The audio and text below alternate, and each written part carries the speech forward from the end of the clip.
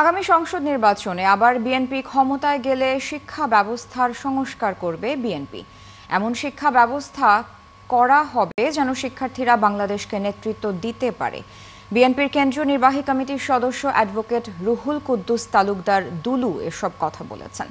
বেলা 11টার দিকে নাটোরে আলাইপুর জেলা বিএনপির কার্যালয়ে জিয়া পরিষদ নাটোর জেলা শাখার আয়োজনে জাতীয় সংসদ নির্বাচন 2026 উপলক্ষে করণীয় শীর্ষক মতবিনিময় সভায় তিনি এসব কথা বলেন। এ সময় অন্যান্যের মধ্যে উপস্থিত ছিলেন জেলা বিএনপির আহ্বায়ক রহিম নেওয়াজ, যুগ্ম আহ্বায়ক মোস্তাফিজুর রহমান শাহিন সহ অনেকে। তিনি আরও বলেন, 2001 থেকে 2006 সাল পর্যন্ত সন্ত্রাসমুক্ত ও নকলমুক্ত শিক্ষা ব্যবস্থা করেছিল বিএনপি। সেই শিক্ষা ব্যবস্থা আওয়ামী লীগ ধ্বংস করে দিয়েছে।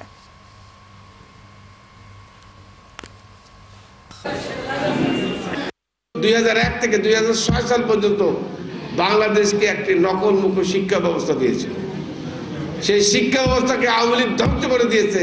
সেখান থেকে আবার নতুন করে আগামী সংসদ নির্বাচনে বিএনপি ক্ষমতা গেলে বাংলাদেশকে ওই শিক্ষা ব্যবস্থা দেবে যারা আগামী দিনে বাংলাদেশকে নেতৃত্ব দেবে।